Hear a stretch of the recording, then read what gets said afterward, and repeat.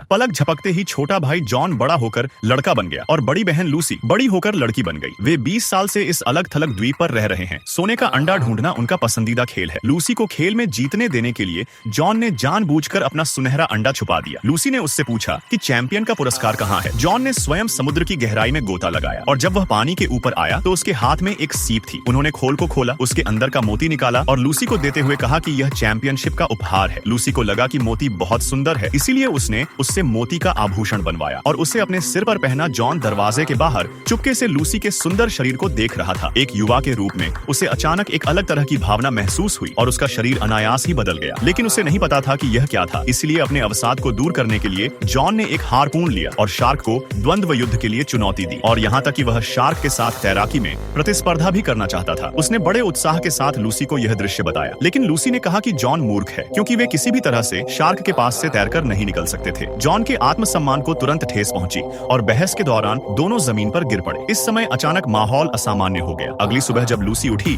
तो उसने चादरें खून से सनी हुई पाई। वह घबरा गई। उसे लगा कि उसे कोई अजीब बीमारी हो गई है। अचानक उसे याद आया कि उसकी माँ ने उससे कहा था कि इसका मतलब है कि वह एक महिला बन गई है। यह सोचकर लूसी मुस्कुराए बिना न रह सकी। जॉन से दूरी बनाए रखने के लिए लूसी ने सुझाव दिया कि वे अब से अलग अलग कमरों में सोएं, लेकिन उनका रिश्ता दिन ब दिन खराब होता गया और वे अक्सर बिना कुछ कहे झगड़ने लगते थे। लूसी अपनी माँ की कब्र पर जाकर अपनी परेशानियां बताने लगी और जॉन उसके पीछे छिपकर उसकी बातें सुनने लगा। लूसी को यह बात बहुत खल रही थी कि जॉन उसके पीछे एक अनुयायी की तरह चिपका रहता था। दोनों में बड़ा झगड़ा हुआ और जॉन गुस्से में वहां से निकलकर अकेले ही द्वीप के दूसरी ओर चला गया, लेकिन वह गलती से नरभक्षियों के क्षेत्र में प्रवेश कर गया। वहशी